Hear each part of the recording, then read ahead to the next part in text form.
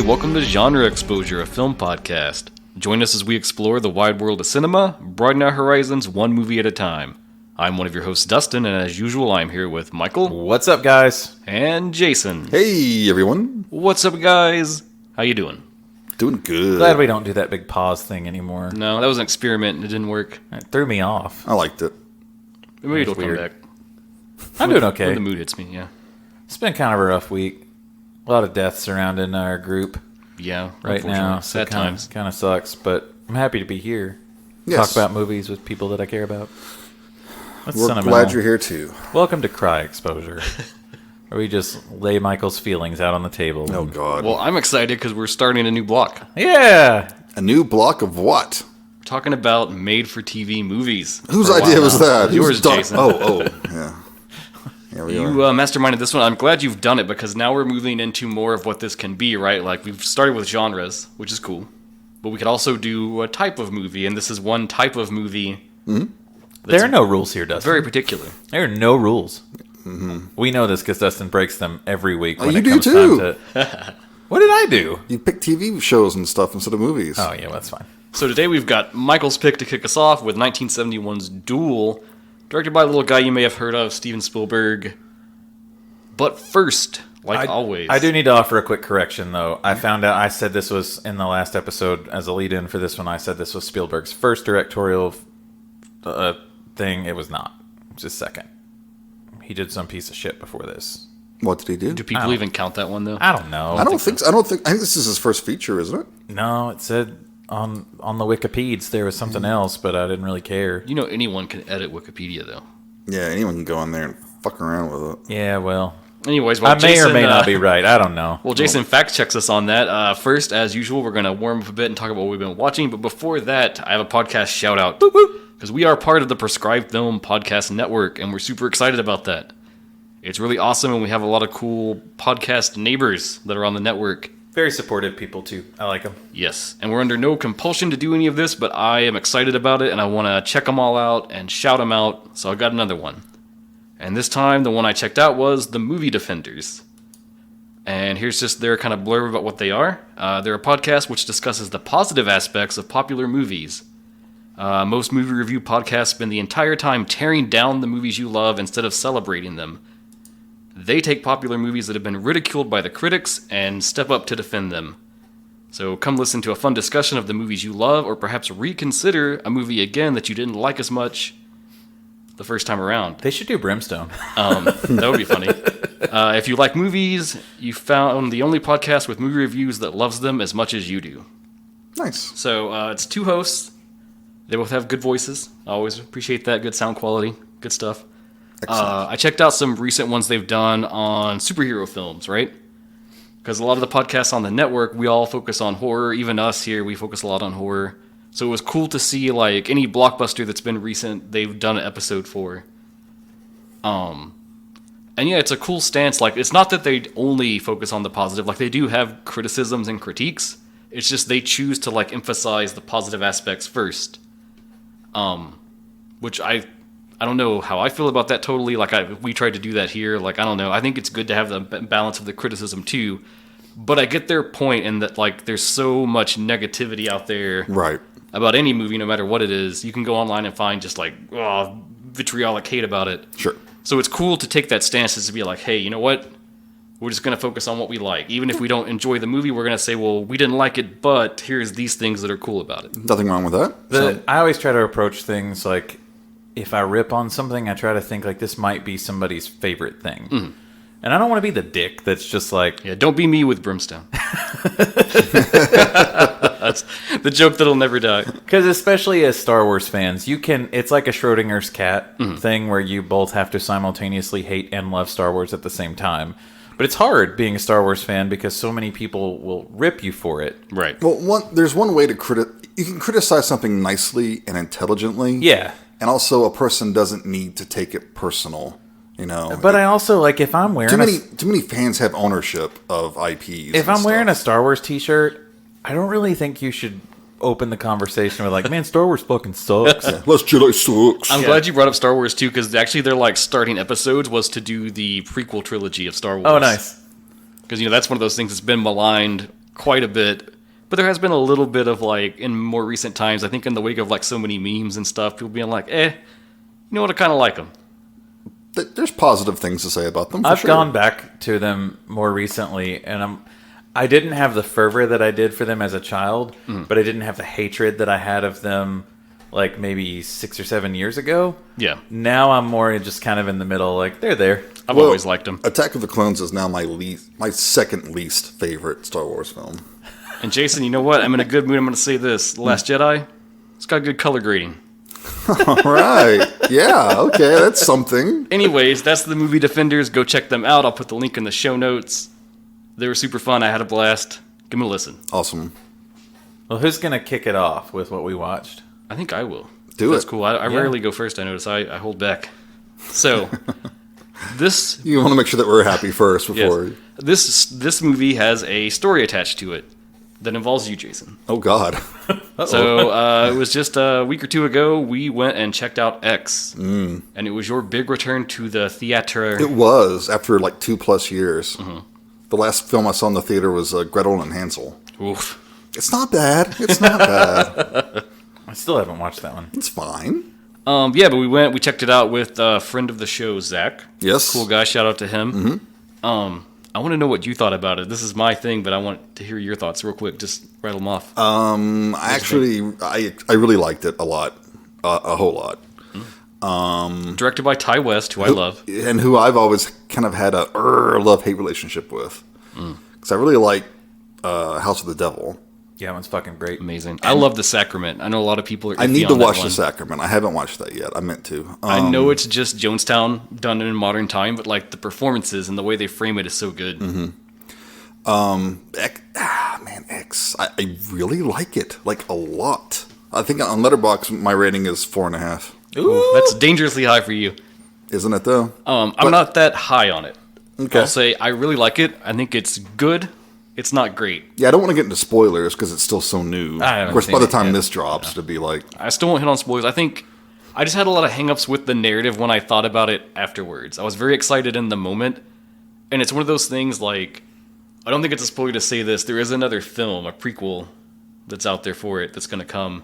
So I'm not sure where your hang-up's at. We need to talk about this sometime. We do. Maybe once it's been out for a while more. Yeah. Or if we get the right topic, we can actually do an episode. Because I do think there's stuff worth talking about. It said a lot more than I thought it was. It was deeper than it affected me more than I thought it would. It had some good kills, had good performances, shot kills. well. Yeah, I loved it. If you haven't seen it, go see it. I think if you've enjoyed any kind of Rent like it, whatever. 70s horror at all in any ways, Yeah. you'll dig it. You'll love it. It's got a great like style throwback to that. Mm-hmm. Also, Jenna Ortega's awesome. Please do more horror films. You are amazing. That's like 2 stars right there for any movie. Automatic. Yeah. Did you watch the second Babysitter Yes, movie? it was amazing. Like, she made it. Yeah. If she wasn't in it, and I guess I need to go back and watch that. She like steals the show in every film. She really did Even in that Scream, which I didn't care for, she was like the best part of that. Mia Goth was really good, too. In that. Oh, yes. Everybody was good. I know everybody's apprehensive about the Wednesday show, Extremely. but she's so good that I'm happily able to give it a chance. Well, I thought that about Sabrina, that, I like Kieran Shipka a lot, but I just couldn't stick with that show. And I'm afraid this is going to be basically Sabrina. I watched it Right, all. but now they're bringing in Christina Ricci, so like, Yeah. boom, there you that's go. another- What do you want? What else do you want, Jason? Come on. A good coherent plot. Anyways, X is pretty cool. If you're a horror fan, you need to check it out. At least see what you think. I had fun. Excellent. Michael. Well, mine's a downer. So, Jason, do you want me to be the middle sandwich? You be the middle. Okay. And I'm cheating, according to Jason. I'll because allow this one. I finally got in the mental place that I could watch Midnight Mass. Oh, okay. Dustin, you haven't watched that yet, right? I tried to watch like the Oh, my- first episode, and then I said, this seems like a really long drama that's going to kind of have a little bit of horror in it, and I checked out. All right. You're not completely wrong on that. There is horror in it. There's plenty of horror. There's plenty of really cool stuff, but man, something about Flanagan. I love Flanagan.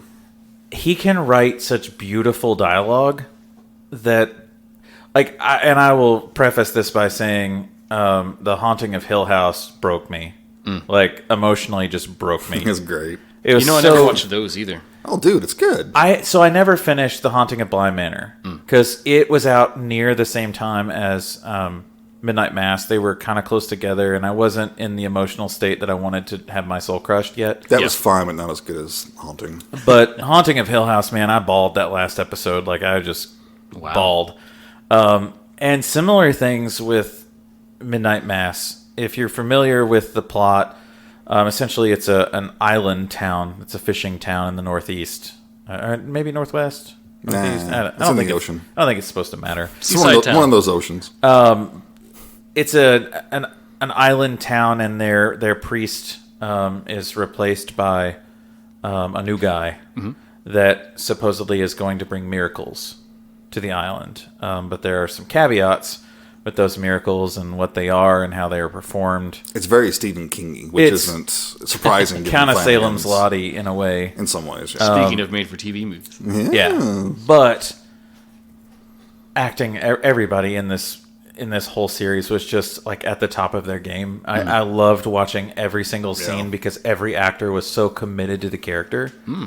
And you're not wrong. There is a lot of drama, and it's very emotionally filled. Like Jason, when I told him I started watching it, he was like, it's not a light watch. He's like, buckle the fuck up. Yeah, it's not a light watch at all. Especially, I mean, I have a lot of issues with death and like things surrounding that and my upbringing. So it's kind of like, it really plays with that. And especially if you grew up in church like we did, there's a lot of stuff that you kind of hits you in the feels. Absolutely loved it. It's like 7 episodes. I think so. I think on Netflix. But God, man, if you like Flanagan at all, any Flanagan thing, which I didn't realize. Did you know that the main person in there, the main girl, she's also in all of his other stuff? Oh yeah, that's his wife. Yeah, I did not know that. You didn't know that? No. Yeah, that's his wife. He, like a lot of directors, I think he has certain people that he'll always cast if possible. I noticed a lot of... Unlike other filmmakers' wives, however, though, she can act really well. Whoa! Yoza! I'm not naming names. Yeah, but there's a lot of the same cast from Haunting of Bly Manor. I've got like 2 episodes into that. Wait, can we back up? So was that a Rob Zombie joke or a Tim Burton joke? I don't know. I didn't name names. I would go for the Neil Marshall joke. Choose your own adventure. I think Sherry Moon Zombie's pretty cool. I'm just going to leave it at that. Okay. Michael, continue. I don't really have much more to say about it other than to just gush over it, and that if you feel like it's something that you might be interested in, it's one of those slow reveal things too. Like, but it's on Netflix. Oh, he doesn't want to watch it. Yeah, they made the award-winning Texas Chainsaw Massacre 2022. Yeah, I'm all about it now. I swear to God, Let's your purpose go. in life is just to piss me off. I'm super excited though for Flanagan's next thing. I think he's doing what was it? It's a Poe story, right? Yes, I think it's House of Usher. Yeah. So I'm pretty excited for that because I think he's a great writer, and I'm excited to see what he does with it. Yeah, me too. Cool. So Midnight Mass. I dig Check it it. out. Jason, what you got? I have a movie called Wilderness. Okay. It came out in 2006. It is Irish. It has Sean Pertwee in it. Who I know Michael's a big fan of him. He was in Dog Soldiers and Doomsday and all sorts of... I do like Sean Pertwee. He's a Neil Marshall alum from when Neil Marshall was really good. Right. I dig it. Basically, it is about... Well, I'll read you the little blurb here. Juvenile delinquents are sent to a small British island after a fellow prisoner's death, where they have to fight for survival. It's good. I like it. It's fun. It came out during the whole, like... new extreme kind of movement. So I think it kind of got lost in the shuffle. It's not as cruel as a lot of those movies, like, Hostel or Saw or something, but there's some pretty gruesome deaths and kills in it. Sounds a little Battle Royale, kind of. Not really, no. It's not. They don't pit the delinquents against each other. Oh, There's it's unfortunate. Someone or something on the island wanting to kill them. Some pretty good gruesome deaths without giving away too much in case you want to check it out. It's easily to find. I think it's on Tubi. I wish we could get a Tubi sponsorship, but they don't charge anything. Yeah, right. If you like, it's one of those movies without a lot of redeemable characters. Everyone's kind of a shit, but of course they're like, juvenile delinquents, so they're not going to be like nice people. You don't have the one that's just misunderstood and he didn't actually commit the crime? No. No. No. Like, no, I did it. I did it. I stole that. But I think if you like that sort of a rougher movie, check it out. It's pretty good. It's I was going to say something about it. Now I lost my train of thought. Word of warning, however, there is some violence against a dog. Uh-oh. But it's a mean dog who's trying to kill someone, so it was self-defense. Oh, well, there's also violence against cats in Midnight Mass. So I Yeah. should probably say that. Right. Sorry. So, in case that triggers you. There's a killer alligator in X. Pretty cool. See, I fucking love that movie. The more I think about that movie, the more I love it. No, I like that part. 'Cause I'm like, it made me there's think an alligator too? Holy shit! It made me think of Eaten Alive, and I was like, yo, more people need to see that Yeah. movie. Or the classic movie simply called Alligator. Yeah. Hell yeah. That's such a great poster. Yeah, it's perfect. So yeah, that's Wilderness. Go check it out. It's fun. Cool. All right.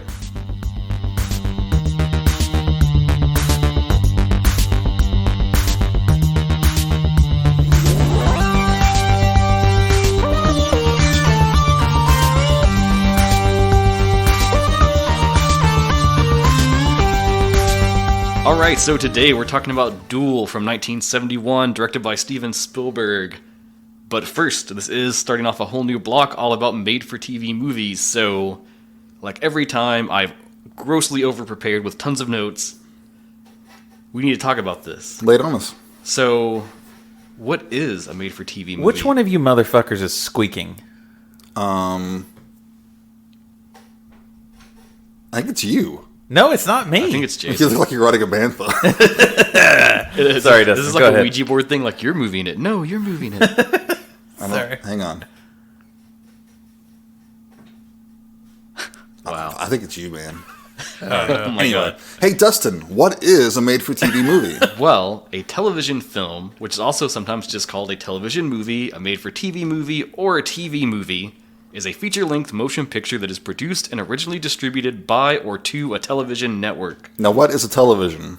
I don't think we need to drill down that far. Oh, okay. But of course, as we know, this is in contrast to theatrical films that are made explicitly for their initial showing in a movie theater. Now, some things to orient us on this: we shouldn't confuse this with direct-to-video. Big difference. Direct-to-video, aka straight-to-video, refers to films that were made to go directly to home video on VHS, DVD, what have you. That's a different block for the future. And definitely one we'll get to because I love me some Full Moon. Yeah. So how did this come to be, right? So there's some precursors that what people consider like right before we would have the quote for sure television movies. There's stuff like Talk Faster Mister, which aired on WABD in New York City in 1944. It was produced by RKO Pictures. In 1957, there was a Pied Piper of Hamelin film based on the poem. And it was one of the first filmed family musicals that was made to come right to TV. It was also made in Technicolor, which was a first for television, which used the older style of like color processing. I forget what the name of it. I wish I would have put that in my notes now. It escapes me. I can't remember it at the moment. Too bad. I'll throw it in the show notes. And these were also to combat movies at the cinema, right? Mm-hmm. Like, help to keep people, at home to watch their TV sets. So yeah, a lot of family musicals, that's a thing to talk about. There was a Peter Pan from back in the day that was a big deal. Yeah, Disney did that. We all know about Not that one. Oh. But these were things they weren't like filmed. They were like broadcast live and like recorded during the broadcast and made to like play again on TV for cheap. It's like a good thing. But that's kind of just ahead of like the actual deliberately made for TV. Right. So in the range of TV, we're talking about this time, like the 40s and the 50s, most television networks were very hostile about the idea of having film programming. They thought that it would like mess with network arrangements, with sponsors, affiliates, and it would maybe encourage station managers to make independent deals directly with like advertisers and producers of films, and just kind of like bypass the whole system they already had set up. At this same time, you had other stuff going on. Like in the 50s, there were a lot of American television shows, and they would kind of bundle episodes and then call it a film and run it in overseas markets as a way to like recoup more money back. Okay. So important thing for us to know is that television networks were in control of the most valuable primetime slots available for any programming. So syndicators of independent television films had to settle for fewer markets and less desirable time periods. This meant much smaller advertising revenues and license fees compared to any network-supplied programming. So the actual, like, let's say, made-for-TV movie, that was first coined in the US in the 1960s, and it was started as an incentive for audiences to kind of stay home and watch what would be the equivalent of a first-run theatrical film, but don't go to the theater. Mm-hmm. Why waste your time going to the theater? Yeah, you have to drive all the way there. And you have to pay. You have to sit with other people. You can stay at home now and get the same experience. So one of the first headliners on this was in 1961. NBC had the Saturday Night at the Movies. It was a primetime network showing of a television premiere of a major theatrical film. And then other networks soon copied this format and each had their own. And often it would be like Fridays at the movies, Thursday night at the movies. All that kind of like motif and style. Sure. Even when I was a kid, some stations still had that going on. Oh, yeah. I remember Movie that. of the week kind of Movie thing. of the week, yep. I always got sucked into that. Mm-hmm. The first of these is generally acknowledged to be See How They Run, which debuted on NBC October 7th, 1964. What's that about, do you know? I do not know. I've never seen it. See How They Run. Okay. I probably should look that up, but we're past it now. It's too late. Too late. No one cares. No one cares. We're going at breakneck speed. There was a film just before this called The Killers with Lee Marvin and Ronald Reagan. Wow. And it was filmed as a TV movie, but then NBC decided it was too violent to show. Ronald Reagan, the actor? Yes, the actor. We all know where that went. And so instead, they pulled it from showings on TV and made it a theatrical release instead.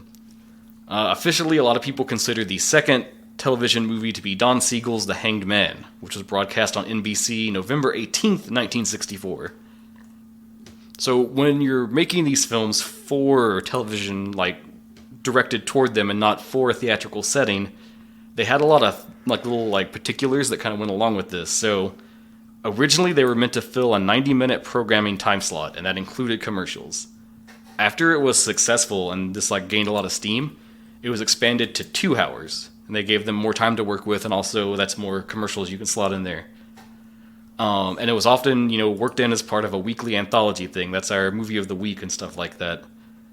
A lot of the early ones usually kind of pulled on major stars of the time and tended to have a higher budget than other like television shows made at that time. Mm-hmm. So you're punching higher than like a TV show, but you've still got like you're nowhere near talking Hollywood status. Right. And so this took off and it became this huge explosive thing. So some stats I have in '96. There were 264 made-for-TV movies done by 5 of the 6 largest American television networks. That's CBS, NBC, Fox, ABC, and UPN. And among them, if you average their ratings, it would total out to 7.5. Jump ahead a bit, by 2000, there were only 146 TV movies made by those same networks, averaging a rating of 5.4. I see a trend forming. So this number kind of continued to increase as they went, but quality seemed to tend to go down too. In this respect, if we get to more recent times, like the 90s and the 2000s, often made-for-TV films kind of get this, I guess you would say, a quality about them that a lot of people relate them to B-movies, low-budget films that were issued to be the second screen in the theater, usually genre fare, lower budget, just there to get some money and play against whatever's the important release they're trying to push. Like B-movies, for a lot of people, made-for-TV movies were intended to be a disposable product, have low production costs, and often use second-tier actors where possible, anything to kind of cut the corners and save the cost. Right. So that's a whole lot I've just dumped on you guys. Do you have anything you want to add to that? That you think's important we should note? Not particularly. I was still watching. Now it's kind of a thing of the past. There's not. Right. There are still movies made for TV, but typically it's the cable channels or it's Hallmark. Yeah. Hallmark's the big one. Right. It's not really like it used to be. The networks don't really do that anymore. But it's an not a thing. interesting. It's an interesting study, though, of the fact that we're in the streaming age. Right. And this is essentially what it's designed for now. Like, we still have blockbuster films that are trying to draw you into the theater. Sure. But we also have things that are like Netflix exclusives, Netflix films that are, it's really taking off, or you're seeing a lot of, essentially you could call them the studios now. Right. You know, like, I'm not sure that NBC, CBS, Fox, and all those are as relevant anymore as they used to be. They're not. In that realm at all. I mean, like, yeah, they still have their TV shows that people follow because it's there. I don't know. Maybe people like them. I don't know. Yeah, but they don't have the clout they used to at all. No, by no. any means. But yeah, like Apple, Netflix, Amazon, those are pretty much the new Like the made for the Oscars this year, like 2 of the films that were up for Best Picture, one was a Netflix film and the other one was an Apple film. And Apple film won. Yep. And So then, of course, we know in the fan polls, Zack Snyder cleaned shop. God. Also with made-for-streaming releases. so it is an interesting time for us to do this because Yeah, I grew up in the time when it was still a thing. we're in a different yeah. phase of it now. Like, it's still there. We're just in a very different phase, and it's wearing a different mask now. But I think, too, with streaming, you kind of lose something. Not as a knock against it, but just in general, because it's like, when it was scheduled, it was like, you had the Friday night movie. Right. You had to be there. No, I'm with you. The yeah. Friday night movie is like X. This is the movie. We're telling you what it is, and then you would like know and anticipate it, and then it comes and It's like a water cooler event too, Yeah. you know, Yeah. like it's there. And I you guess you- experience it at the same time as everyone else. I guess you kind of get that with streaming if you keep up with everything and watch stuff like you binge it right It's when still it not drops. the same but- because, I mean, like for a TV movie, I mean, you had to be there at that time, you know, and if you missed it, you missed it. yeah, Because a lot of people still didn't have VCRs. You couldn't record it. You know, you were screwed if you missed it. So what are some big name examples of made-for-TV movies? I have a bunch of notes here to toss out. So one of the most watched television movies of all time, based on like ratings and viewership stuff they did, was ABC's The Day After from I was 1983. about to mention that. Oh my God, know this that's one, a Jason? traumatic film. Yes. It's about, it was like a depiction of nuclear war with the Soviet Union, and it was very controversial for its graphic subject matter. It's estimated, not confirmed, but they're pretty confident it had an audience of 100 million people. wow, Yeah, that's huge. crazy. That is huge. And similarly to this, a year later in 84, the BBC had Threads, which is also sort of about an aftermath of nuclear war thing. I actually bought that on Blu-ray. I want to say Severin remastered it. I think so.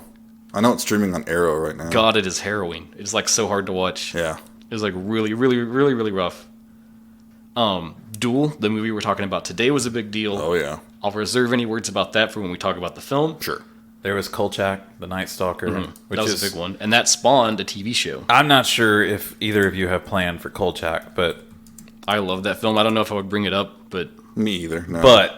that saying, I'm glad. I just wanted to say it so it lands in our show notes, so that if anyone does go watch these Yes. things, like you should watch Kolchak. And that's the thing I should say. One thing that happened during this time is if a network ordered a pilot for a TV show, it would often be a 2-hour thing.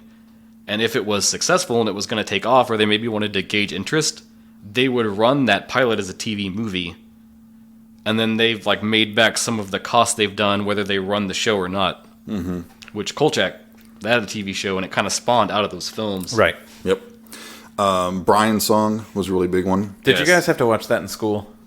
Not that I recall, no. I think I did. I had a health class that was taught by the basketball coach who did not want to be there. So we're going to watch Brian's And song. so he's like, all right, class, today we're going to watch a movie. Brian's song. James Caan and Billy D. Williams. Well, Yeah. you know, In the 70s, there were a lot of controversial ones, like Linda Blair's Born Innocent from 74.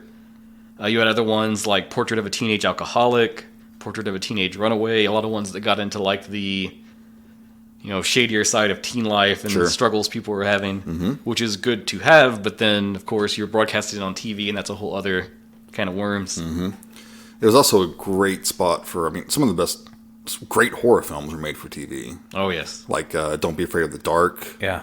Crowhaven Farm, Trilogy of Terror, I Yeah. love Trilogy of Terror. Which written will- by Richard Matheson, who wrote Duel. Duel. And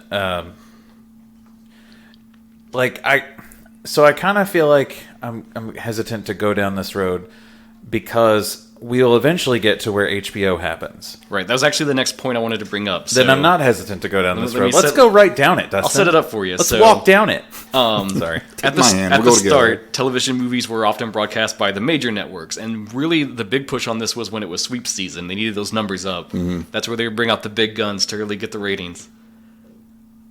In time now, that's become more and more rare, because as it went, broadcast networks became less and less invested or interested in doing these made-for-TV movies, because the shows have progressively gotten better. They've been able to have better budgets, bigger returns on them, and that's why do you need the movies then at that point? The slack of that got taken up by cable networks, and this is where we get into Hallmark, Sci-Fi, Lifetime, and then sort of the like premium cable networks like HBO, Showtime, and Cinemax. So yes, Michael. So here we of go. the ones that I remember, like of the fanfare surrounding them, was like I remember when HBO put out, I think it's this the If These Walls Could Talk yes, was one of them, and that one was like everybody was talking about it. Well, at least I was more of a kid that didn't give a shit about that kind of Right. show at the time, but I remember my mom and like all of her friends, that was the water cooler talk. Like, have you seen this?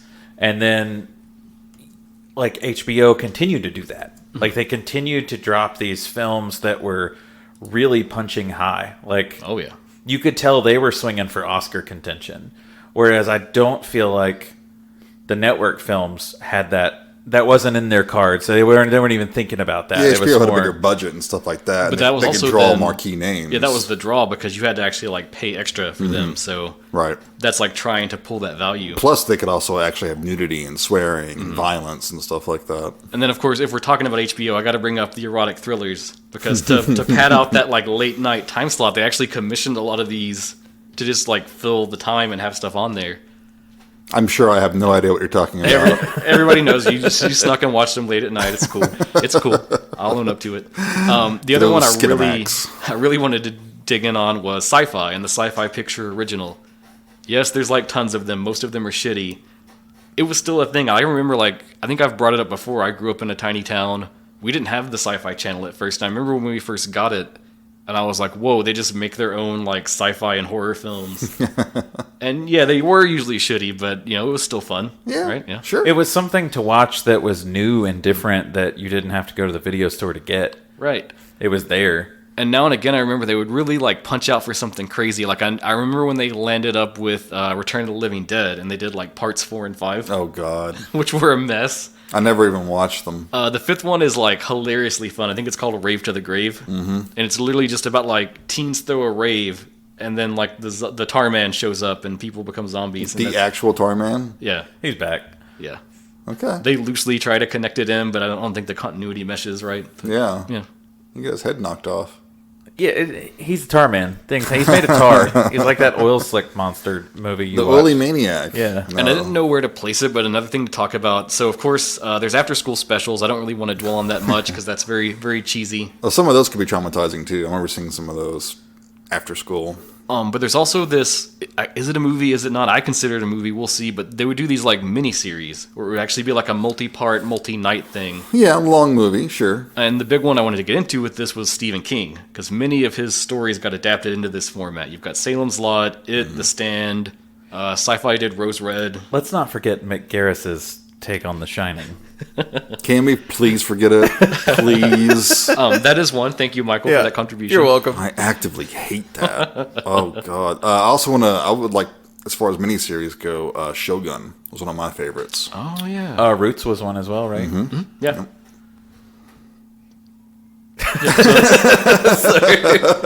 Awkward pause after Roots, but okay. It also brings to mind, too, the ones that I always got excited about were around Halloween time. Oh, yes. Every station would have their own and but themed thing. And there would be a lot of the, I guess we call them young adult now, of like the teen Halloween films that would pop up on like ABC or whatever. Because I was at that age at the time of these, like 90s. And so I would always get super excited for those. Yeah. Because they would be just silly. You know, Or like Disney did a Mr. Boogedy Yeah, That was. still- Well, I didn't see didn't. that. I didn't have Disney. Like we didn't get cable. No, that until was I on like ABC. Oh, was it? Yeah, it It was was an a ABC Disney movie. movie of the week or whatever it was called. Yeah. So there's a pretty rich history of made-for-TV movies that I don't think they get talked about, or some of them purposefully don't get the fanfare. Mm-hmm. But then there are others like Duel that totally deserve it. Mm-hmm. You know, Duel, Kolchak, Salem's Lot. Those are ones that you could easily forget that they're made for TV movies because Right. they're just so good. Yeah, they transcend any format that they would have been played on. So I guess, does this lead us into Duel now? And you got more. Anything Got else you more wanna for us? say? I believe we've hit everything that I had. Yeah, so pretty good. Nice. So of let's- course, well, I should say this. Other countries, we focused a lot on the U.S. here because we're based in the U.S., so that's the easiest. We have all the memories of that. Like I said, like with Threads, and the BBC had tons of made-for-TV movies as well. Sure. I've seen a few from Japan that are great too. Mm-hmm. Maybe one we'll check out on the show. I don't know. I'm still deciding. We'll see. Uh-oh. Well, we might also be doing one from another country of my pick. So we'll see. So yeah, this was I need to decide by the time we're done recording this. it was a universal phenomenon, like all around the world. So Yeah. Well, this leads us Oh, into... shit. Wait, yeah. I forgot one I need to mention. we're never gonna let you start, Michael. I forgot one. I need to mention this as far as like TV movies, miniseries, and stuff. V. Motherfucking Oh, yeah. V. Oh, That yeah, was a yeah, big yeah. deal. That was massive. That was huge. I loved that so much. And two, wasn't like Battlestar Galactica at first. It was a film, kind of like miniseries thing. The right? remake was a Yeah, miniseries. that's what I was thinking of. Yeah, and that's that same thing of Originally, like you yeah. have like It was the a backdoor pilot. yeah, Yeah. the pilot, and then that spawns the show. Yeah, I was trying to think, because I remember when I watched that, I got the discs in from Netflix, like when you still had to send Yeah. the discs in, and I didn't realize that I had to get the miniseries first, so I got 33, Oh, you're which was that completely first lost. episode that's like hell's so going intense, on? and I'm like, I don't know what's happening. Yeah. But I was hooked because that episode was so good. I was like, I need to know everything now. All right, so I think we're oriented on made-for-TV movies. So, Jason, if you would like to politely shut the fuck up, I'm going to go into Duel. All right. Sure. but Jason, do you remember when? God damn it. Please continue, Michael. 1971. I'm sorry. I wasn't even born yet. Why would I want to watch a movie that was made before I was born? Shut the fuck up, Jason. 1971, in the height of these made-for-TV films, Richard Matheson, the great Richard Matheson, amazing horror writer. One of my favorites. It's impossible to have dipped your toe in horror at all and not come across a Richard Matheson story. You just might not realize it. Matheson already had so much clout, though, from like just being a great selling writer, but also his work on the Twilight Zone. You know, he That's wrote, the first thing I think of when you like branch him into films and TV. right. He wrote a lot of stuff for Twilight Zone, so he's solid dude, solid writer for networks to choose. Matheson wrote this film basically about just a guy who gets terrorized by a road rage incident. This trucker terrorizes this commuter. He's like a business commuter, I think is what the... Yep, I'll give you the IMDb thing. A business commuter is pursued and terrorized by the malevolent driver of a massive tractor trailer. This doesn't really star anybody that you would maybe be super familiar with. I mean, Dennis Weaver is the main lead. Yeah, he did some genre work. Yeah. So you may have come across him. Oh, and one little asterisk to what you said there about Matheson. This was a short story that he wrote, and then he turned it into the screenplay Right. for this production. There was, and this was a true story for him in a sense that he was just inspired because he was on a drive, back roads, and some dude tailgated him the whole way, and Matheson just wrote this amazing piece of suspense. And fun quirk about that, the day he experienced this was the same day as the Kennedy assassination. Oh yeah, I read that. So that's just like a weird, Yeah. That's crazy. weird coincidence. Yeah. So this film, there are two versions of this film out Right. there. There's a television cut and a theatrical cut. Right. The theatrical cut is long enough to be shown in theaters as a film. But the television cut only came in at 72 minutes. Right. They had the blocks for commercials to slot in. So there's a few scenes within the film that were added later. You can kind of tell which ones they are. Upon rewatch, I couldn't. When I read what they were, yeah, I could see where some of them were fillers, but Interesting. As we go, bring that up. Yeah, we should. because- We'll bring those up as we go. I didn't know that. Well, so basically the intro of the film is one of the new ones that was added. And it's a cool intro. It's an amazing intro. It's great. It's awesome, like camera mount on a car, just drive through the city. Yeah, it's the POV of the car. It pulls away from the house. But I and love it's it in a 'cause- nice suburb. Not even that, like it starts in blackness and you just hear the car starting. Yeah. And you hear the garage door open and then you're like, Right. boom, you are the POV of the car, like pulling out. Yeah. You're in just like little suburban America. And for like probably a good 5 minutes, it's the credit sequence. You see it driving from like, the suburban area to the city, and then things get more and more sparse. And then by the end of the credits, you're like in the desert. And Yeah. Immediately I was like, for a TV movie, this is like fucking brilliant. It's like, okay, we know it's Steven Spielberg at the wheel. But no one knew who he was Right, yet, you yeah. know? So, So he was. This is one of those scenes that was added yeah. to help kind of pad, which works though. It really does work because I think it gives you this great lulling sense of just like this commuter. It's like Yep. this is what everybody sees. He's got the radio on. You've got some like banter going about. There's some good shots when he's in the city where like he has to stop because people are crossing the street. And it's this weird, almost like the one time it's like women and they're in skirts and almost feels like voyeuristic in a way, the way the Yeah. camera's like low to the ground. Yeah. I don't even know if that's intentional or if I'm just reading into that, but Huh. well, that's an interesting vibe. Maybe there's the things he's listening to on the radio, these talk show radio things. Some of them are they're pretty stupid and funny, But also maybe significant to the plot. Yeah, exactly. But it's just a normal. You get the sense, like we figure out from this dude that he is trying to go meet up with. I guess it's his boss, It's a client. a client. He does that- some kind of work where they have clients. Yeah, that we they- learn this later. We don't know what he's doing at 1st. But he's driving just normal back roads, California, and he heads out into the Mojave Desert. and he comes across this large tanker truck. He's behind it, yeah. Yeah, Yep. and the tanker truck it looks like something straight out of Sorcerer. Like it could have been Roy Scheider behind the wheel of Yeah. that truck. Yeah, for real. And I hate to pump the brakes real quick, but what genre is this film? Let's establish that real quick before we go forward. I would put it in suspense. Suspense is pretty good. Suspense thriller. Thriller was what I guessed. Online, it's usually tagged as action thriller. I wouldn't say action. But I mean, I don't know. Well, maybe. I mean, because the car chase stuff is pretty thrilling. It's pretty intense. Pretty actiony, Yeah. yeah. Action, suspense, thriller. What I think's cool Horror. is I've seen some people call it horror, but I think there's a fun way to like kind of gauge this. There's another film. I want to bring it up. I was going to bring it up no matter what happened. Joyride. Yeah, I was going to bring that up too. yeah. And I think that film was so much inspired by this one, but that one truly is a horror film. And if you compare the two, you can see like where in Joyride they've kind of like tweaked and changed things to like jump that fence and go over straight into the horror category. I think Joyride changed the perspective. Right. And dumbed it down incredibly amount. Candy cane. Oh, dude, I love that movie so much. Well, am I not shocked? But no, you're exactly right. Joyride changed the perspective. This film is all told through the perspective of main character. Right. Because that's really the only one we get. Yeah, David Mann is his name.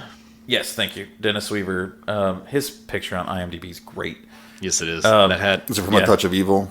I don't know. He's wearing like a fur jacket and a big cowboy hat. It's pretty badass. Anyway, No, that is not Touch of Evil. So the other thing I wanted to set up, I'm sorry to keep just no, you Pulling just back go the ahead. Yeah. because so much of this is about the vehicles, we should talk about the cars that they have. Mm-hmm. So he is driving a 1970 Plymouth Valiant. Looks so cool.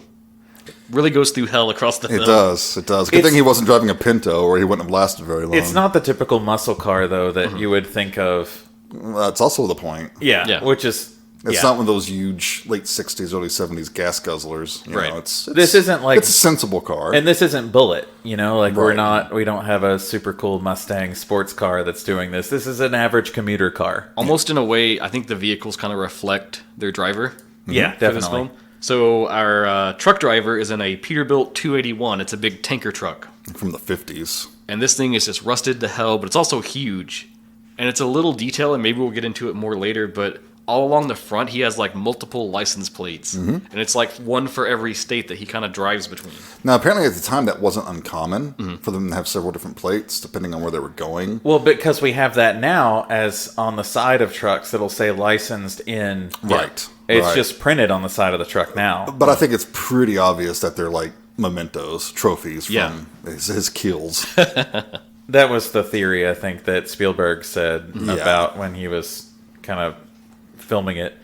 So yeah, he runs up on this tanker truck, And we get this really funny line too, where the truck is billowing diesel smoke out, and he's got his window down. David Mann's got his window down. He's like, "Talk about pollution." It's like, and so he does what any of us would do, like when you come across somebody who's driving slower than you want to, and so he just looks for his turn to pass, and he just passes the dude normally, no fanfare, nothing about it, like just passes the guy. Well, then he notices he's kind of driving along, while all of a sudden, dude comes flying up behind him and passes him again. And gets right in front of him and goes back to his normal speed. Yep. And this is like typical road rage bullshit. Like, have you guys ever had this happen to you? Like, just Of course. Oh, yeah. Of course. you just pass somebody because you're just. And it usually involves people driving trucks. What are you trying to say? Nothing. But like, I don't think that I drive fast, or I don't think that I drive erratically. It's just like, okay, well, you're going slower than I would like to be going right now, so I'm just going to put my signal on and go around you. No big deal. Or as soon as you try to pass them, they speed up. Yeah, and you're because like, you're impugning their manhood if you pass them. like, I or don't something. get that. I've never understood. Like, why would you? What does it matter to you? Like, why do you care that I want to go past you? And this could be an example. I don't think it's quite road rage, because I think this guy is like He has an he intent. just picks Yeah. someone out to Yeah. fuck with, you know. But it could be construed as like an early example of road rage, because I don't know when the term was coined. I'm not 90s sure. maybe. It becomes, well, at first it seems like a road rage incident, because if we're looking at it through today's lenses, it looks like it would be a road rage incident. But as we see more of what unfolds, we realize, oh, okay, this isn't so much road rage so much as it is this guy's crazy. Yeah. So it continues on. I do want to say there's an interesting radio part that we listened to that I think is good to talk about real quick, just for the narrative of this story.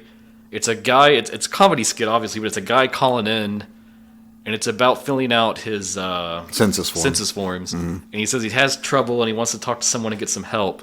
And it's this whole spiel about how, like, it's asking who's the head of the household is, and he's like, well, I'm the man, but I hate to work, so my wife works, and I just stay home with the kids. And I was like, is this Michael right now on this radio program calling in? That doesn't sound like Michael. I know exactly what my role is. Thank you very much. Yeah, and he's worried about who to put as head of household. Does he put his wife? And it's this whole thing about, like, well, I don't want my neighbors to know that I put her down. Yeah. And it's I just know like, exactly who the head of my household is. It's my wife, and I don't question it. Like, of course she is the head of my goddamn household. Sure, but I mean, this is also saying something about the time too. That's true, Early yeah. 70s and everything. It's like, But I think it's notable, too, that he's listening to this. I think just file that in your mind for now. Yeah. And so it kind of plays back and forth between the two of them. Like, he's trying to pass the truck again. And I think it's in this scene right here where he sees a little opening. Yeah, it becomes like 2 lanes for a little bit. Yeah, he sees a little opening and he's like, oh, you want to play, do you? You know, and he's still viewing this as a game between the two of them. Yeah, it's just a little, like, bickering on the old interstate. Just measuring, a little dick measuring between the two of them. And, so he floors it, gets around the truck, heads on, leaves him in the dust. and the truck blasts its horn at him too when he does this.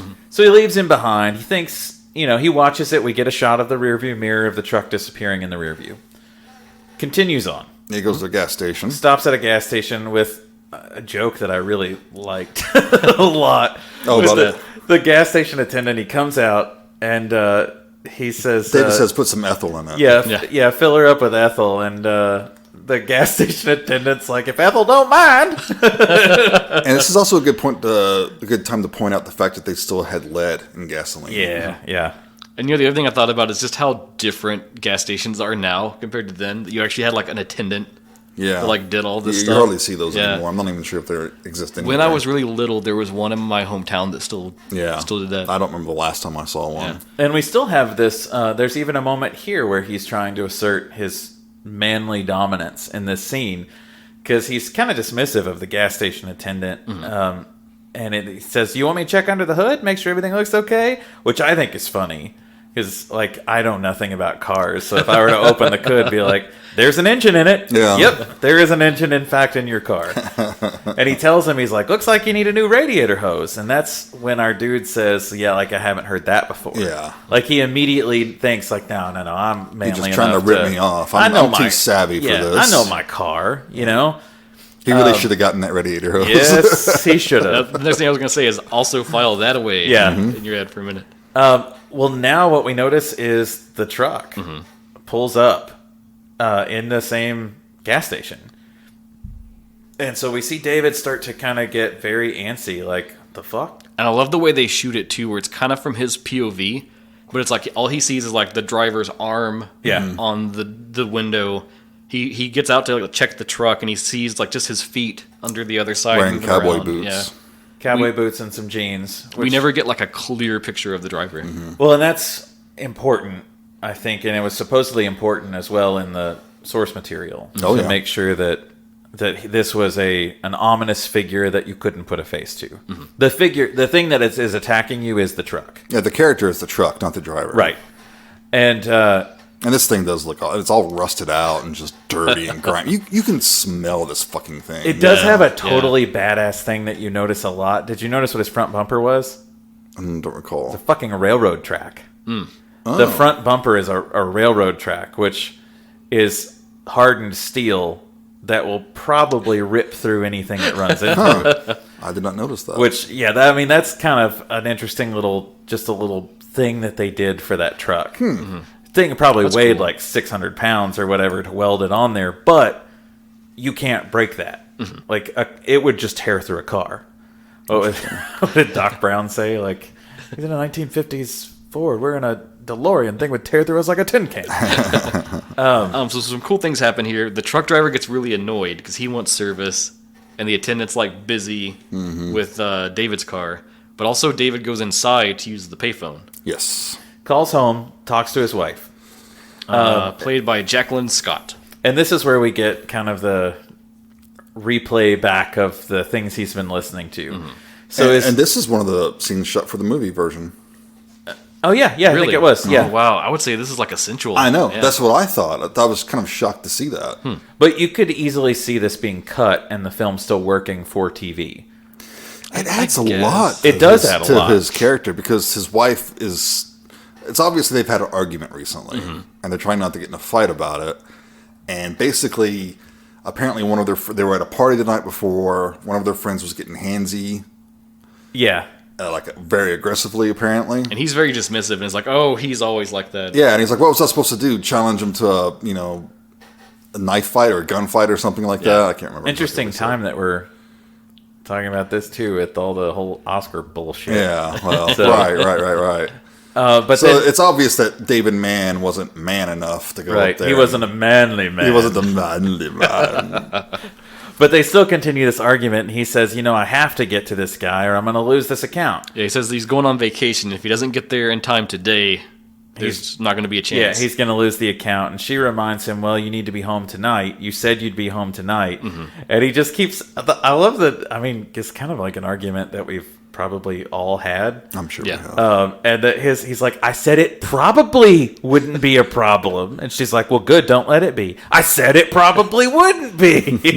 And again, if we're talking like cinematography, the way this shot is framed is super cool because a lady comes in to use like a coin-operated laundry machine, and it's from like pulled back at the dryer across at the other end of the room where he is on the payphone.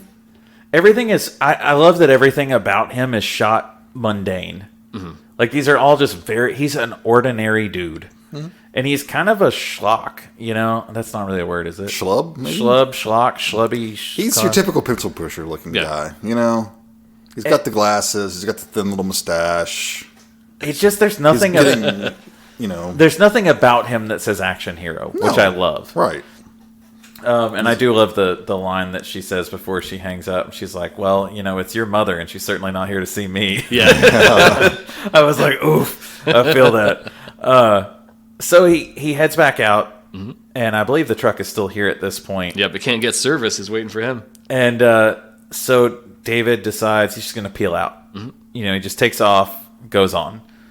And it continues on like he thinks, nothing else is going to come of it. Well, that's that. All of a sudden, truck shows up. Yep, you see it getting ever closer behind him. And this is where we get the first of many shots where he looks over his shoulder. Yeah. And it's such an iconic visual, just the way it looks. He's got those huge glasses on. Yeah, That's love great. And then that's when things really do get serious, because the truck passes David again, and he antagonizes him for a bit, and then they're getting kind of on a straight stretch, and then he sees the trucker wave. Oh, I fucking love this. Wave him past, and he's like, "Oh, finally!" And he assumes kind of just what anyone would assume. That it's like, okay, he's had his fun. Yeah, he's put me in my place. Now he's just Fine. going to let me go. Yeah. But as soon as he goes to pass him, there's a car coming around that curve. Yeah. Yep. And it's obvious that now this trucker has just tried to fucking kill him. Yeah. I love that scene. Yeah, and you can see it on Dennis Weaver's face. It's like, yeah. So he falls back after almost wrecking and everything. He falls back, and he then tries to pass him again. And the truck keeps doing that bullshit thing that people will do and slightly move over the line so that you can't pass them. Yeah. Yep. And it's just this back and forth until finally it gets to where David... He manages to get past it. Well, there's a turnout, right? There's a dirt road, turnout. And he goes around it. But then the truck catches up, and that's when he starts bumping him with that, railroad tie, I guess it is, that he was using. Right. That's just such an interesting little plot. Yeah, I never fun little plot. I never noticed that because for I'm some not reason. sure. The only reason I know it is because you can use those as an anvil. If you don't have an actual anvil for blacksmithing, you can use it because it's hardened. And I think that says something about his character. Right. They don't tell us much, but in showing us that, it says something. But there's no reason to use that as a bumper. Yeah. It probably weighs a ridiculous amount, and it's just pointless unless you wanted to fuck up a bunch of cars on your way. This dude's like a twisted metal character. Yeah. It's been dumped into this movie. Yeah. And so it finally gets out of hand, and this is where David ends up He spins out. spinning out, slamming into a fence. And then we get the coolest characters of the entire film. Those old dudes. Yes. I love them so much. So, there's a cafe, and he's seen the sign for the cafe coming up before, so he knows it's kind of like a place that he can stop. Apparently that was a real restaurant. Yep, and it's still there today, though it's something different It's a now. French restaurant. Yep.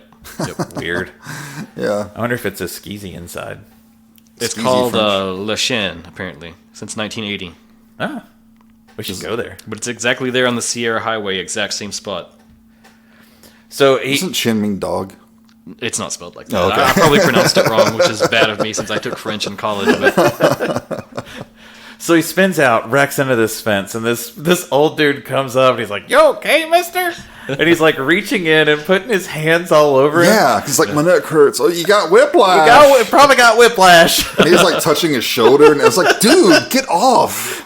And so that's the attitude that he gives him too. Will Yeah. you please fucking stop? And I love this dude as he's walking away. There's another guy just standing there watching it all. He's like, "Oh, he's just got whiplash." Yeah, It's dude. like this dude just learned about whiplash and he's going to say it 50 times in the day.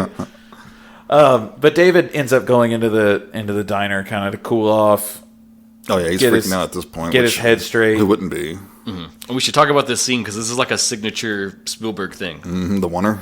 Yep. This is a long, one single shot of him going through the restaurant and back into the bathroom and stuff. The shot takes 2 minutes and 45 seconds. And we should, think about this fact. It's in the 70s, right? So this is before their Steadicam. Yep. So to actually do this and have it look the way it does, that's like a huge achievement. It probably took all day just to set up for that shot. And I'm sure nobody else on the production is like, "I don't understand why we're doing this. Can't we just take this shot, cut it, edit it Yeah. in this one?" No, we're doing it this way. But of course, we should say too that even though this is kind of a signature of his, he definitely borrowed it from Orson Welles and Alfred Hitchcock. They both also used Oh, sure. same deal in their films. Which This is also where we start to get internal monologue Yeah. from David Mann. And it's really cool the way this is done because you start to see the character break. And I'm not sure that you would get this any other way. He starts to question himself, in his head. He's like, "Was he trying to kill me? Surely he's not trying to kill me." Right, It's back and forth. Rationalize it, yeah. And he ends up going out. such a weird scene with the waitress too. Yeah. He ends up going out, getting some water and everything, and the waitress comes back. She's like, "Were you ready to order, hun?" And he's like, still clearly doesn't want to eat anything, but he's kind of panicking, like just drinking water, going through his stuff. Well, the big thing is that when he comes back out, the truck is pulled up. Yeah. Yes, yes. Stop. He's all like, "It's over now. It's all over now. Right. We're gonna get back on the road." Yeah, and he comes out and he sees the truck through the window. And so he sees all these guys at the bar, and they're all similar archetypes. Mm-hmm. They're all kind of like a big burly dude. Looks like they'd be truckers. It's in Texas, I think. So yeah. No, they're in California. They're in California. Oh, that's right. They're in California. But it's great because he looks at like their arms, and their arms are all kind of like the arm you saw earlier. And then he looks at their feet, and they've all got the same kind of cowboy boots on. It's typical 1970s like standard wear. So he's trying to pick out like who is it, and then they're all kind of looking over their shoulder at him because they're like, "What the hell's wrong with that guy?" He doesn't fit. Yeah. Also, like he is the outcast here. Mm-hmm. Like he's a city guy, and now he's out in the desert with all these truckers. They're looking at him. And so it's just like escalating his paranoia. And I love the scene where he's imagining what it's like in his head to go talk to the guy who he thinks is the trucker and how it goes in his head. And he's like, no, that's not And he's good. like, "Hey, pal, let me just buy you a drink. I'm sorry." Yeah. And he's like, no. He's trying to. It's an interesting thing, though. He's trying to rationalize, like, how can I get out of this in the safest way possible? Right. And also the least confrontational way possible. And then just like the little things that pile on, too, because he orders some food just to pass time. He orders a cheese sandwich. Yeah. Swiss cheese on rye, R-Y-E. but then when he gets it, he wants ketchup, and she just kind of walks off before he can say anything. Yeah, and he's like, "Ketchup?" He's too much of a wuss to even ask for ketchup. Mm-hmm. Which it makes me wonder, like, what is... There's, like, a lot of really interesting themes here of masculinity, like, kind of weaving its way through. Yeah, I actually kind of identify with this guy too much. But what's wrong with that? You know? Right, like, exactly. What's wrong with not being super aggro and everything I like think- that? So this is what I wanted to get into, because there's definitely a lot of people who have talked about this, the idea of like gender performativity with David and what he's going through and what's going on. And I think it's from his perspective, he has this idea that like he has to be a man, and he has to show that he is a man, and that almost is like his downfall in this diner scene and later. Right. Isn't that the case, though, with most things? Like, when you talk about, if you ask somebody, like, what does it mean to be a man? Like, one of the first things you'll hear is strong. Yep. And that's not necessarily the case. Like sometimes what you need to hear somebody say is like, what does it mean to be a man? You'll just hear like just something like loyalty or just, compassion. Like that's also what it means to be a man. But in his view, I think he has such a skewed view And that's our society. of, And I feel like that's why he talks himself out of just like saying, "Hey, who is the driver of the truck? I'm sorry, let me buy you a drink." Right, yeah. Because that seems like the weak. Because he could have just stood up and solution. say, "Whose truck is this?" You know? Now, granted, I probably would have approached it the exact same way he did. Like, look, man, I don't know what happened. I don't know what I did. Let me fix this. And then nobody gets hurt. Like, literally, it's interesting, the thing he talked himself out of. That's the mature, responsible thing to do. Right, and what he talked himself out of was the most manly thing he could have done. What does he do instead? Goes up, picks one of them kind of at random. There's this dude sitting by himself eating a sandwich. I just love how it starts where he just walks up and he's like Standing there all awkward, like looking at the wall. He's like, why don't you just cut it out? And the guy's like, "What are you talking about?" Yeah. This poor dude eating And his he's sandwich. just like, Yeah, This you know what I'm guy talking isn't even about. like with the other dudes like at the bar. Yeah. He's just off on a booth Which on is his probably own. why David picked him. Thought Yeah. he was the one, you know? And so when the dude starts to be like, "What the fuck are you talking about, man?" Like, I don't know. David slaps his sandwich out of his hand, and that's when this dude goes ape shit. Yeah. Like, you do not slap a man's sandwich out of his hand. I It's don't care. gone too far. You don't mow another man's lawn, and you don't slap a sandwich out of his hand. These are two key rules. So dude just whips the shit out of him. Yeah. Like, I mean, David doesn't stand a chance against this guy. No, he destroys him. But the cook comes out and breaks it up. I love that he's like, "You knocked my sandwich away." He's like, "All right, I'll buy you another sandwich." I'm on beer. I'll get you a beer too. And then he this even- guy leaves. Yeah, and then the kind of the owner there, he says like, "That guy's already got enough trouble," seeming like they're all kind of weirded out by him. They know something's up. Yeah. And so he tells David to leave too. Yeah, he's like, "You "Why need don't you get on out of You here?" need to get out of Yeah. here." Like, clearly, But the guy he picked the fight with goes out and he walks behind the truck, and you're like, oh, that is him. But then he pulls out in an entirely different truck that was behind the diesel. And then after he drives off, the actual tanker truck leaves. So seemingly he was never inside to start with. Yeah.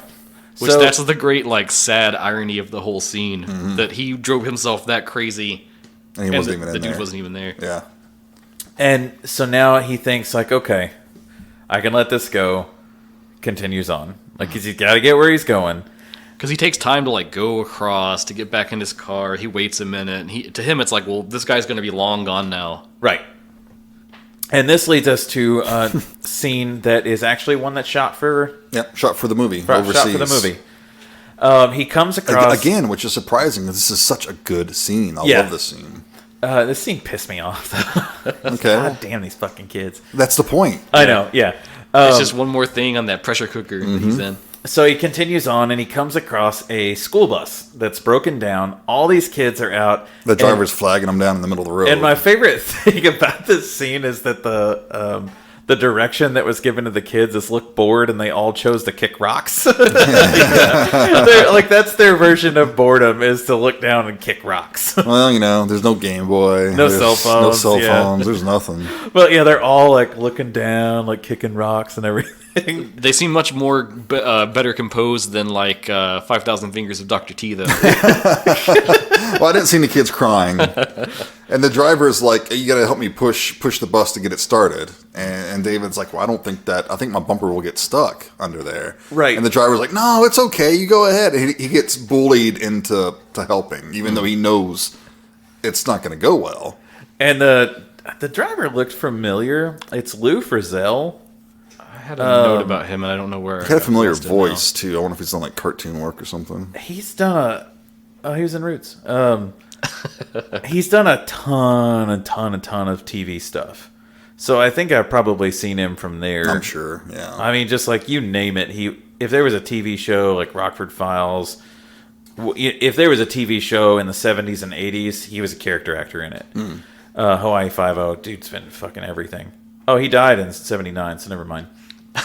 He did everything up until 79. Yeah. Anything after that, his work gets a little bit... Yeah. So David, fine.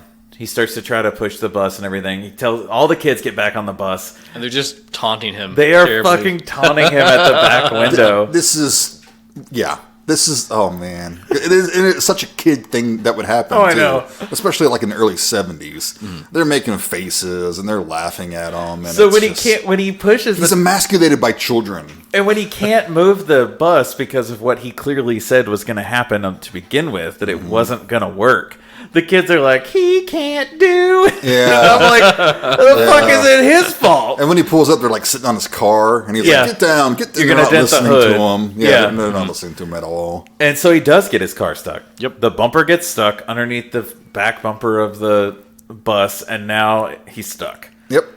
And it's that great, like, negative defeatist attitude that he's like, oh, I knew this was going to happen. Yeah, even though he still did it. Except Trucker shows up. Yep, Trucker drives right past him. Just ahead, there's like a tunnel. Which is actually, that's also still a location you can go check out, too. Which I thought was pretty cool. But yeah, the truck just shows up there. And it turns around, doesn't it? Yes, it goes up and it just stops. It stops, but it starts to turn around. So David's freaking the fuck Yeah. out. Like, all the kids are now back off the school bus. And so David's like, you got to get all these kids on the school bus. And he's like yelling. And the driver's like, the kids are fine where they are. Yeah, they're not in the road. Like, they don't listen to him at all. So he goes and finally gets... And he's trying to corral them. Like, and even at one point, the bus driver's like, don't touch the kids. Yeah. So he goes, and now he's freaking out. He gets the driver to get in his car to throw it in reverse, and he's going to jump on the hood of the car. Like, the car be damned. It's going to be dented or whatever. A couple of dents, who cares? So he starts jumping on the hood of the car to undo it. It finally does come through. But now the trucker is coming towards him now. So David's freaking the fuck out, gets in the car, pulls away as fast as he can. The trucker swings around. Yeah, and David stops up the hill and looks back. And the trucker is giving the busload of kids a push. Yeah. And pushes it on like, just normal day. David's like, what the hell? What? Yeah. So then we continue back with our cat and mouse. Yep. Well, he gets to, there's a train crossing. Gets to the train crossing.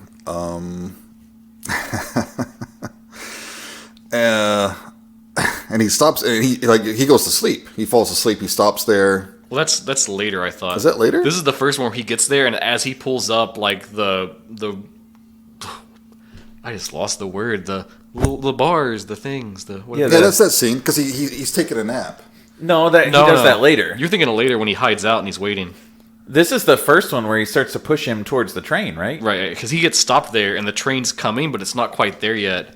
And then the truck runs up on him and tries to push him out to where the train is. Into where the train would hit him. Because he puts on, like, the emergency brake. He does everything he can to try to not move. Yeah, you're right. I'm getting that confused. And I don't remember. How does he get out of it? Does he end up going through it, like, right before the train gets there or something? Right as he kind of loses control, the train is finished passing. Yeah, he was, like, about to hit it, and that train goes, and then he just takes off.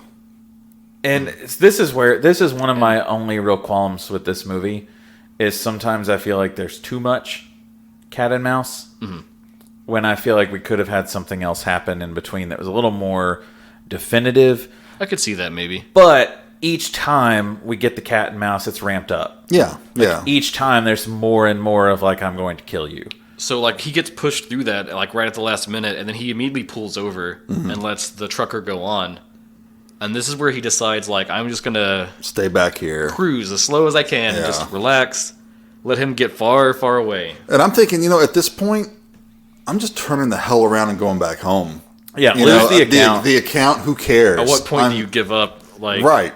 I mean, after all this, I would have just waited till he was out of sight, turned around. This is also, though, where I think... But I guess, I don't know, maybe his job, maybe the account maybe he was sunk if he loses this. Well, I think this is where that scene where he calls back to his wife... It helps. It really helps because you start to see that he feels defeated everywhere he goes. Everything he does, he feels defeated. I'm not going to be defeated in this. I'm going to get there. Thing. He's not going to let it go. Yeah, I'm going to get there. I'm going to prove that I'm a man and I can, land this gig or whatever. And so this one, I think... Well, he's got some other motorists passing him, and then he sees the truck parked up on the side of the road. Right. And this is the old couple, right? That's a little later. Okay. Yeah, this is just some random. Because this is again kind of Michael. I think where you're talking about this kind of just some filler. Because it's again they're on the road. The truck's antagonizing him, and eventually he sees another gas station up ahead. Right. Because that's where there's some... Well, it's also like the car passes him. And he's like, and the truck does nothing. Yeah. So it's obvious that this truck is just after him. Right. So he does eventually come to this... it's the Snake-A-Rama gas station. God damn, this gas station is so fucking cool. I would go here in a heartbeat, man. The lady is played by Lucille Benson. And she's also a gas station attendant in 1941, directed by Spielberg. Yeah, his big flop. She comes out, and she's like... He's like, yeah, put as much ethyl as she'll hold. I don't know how much she'll hold.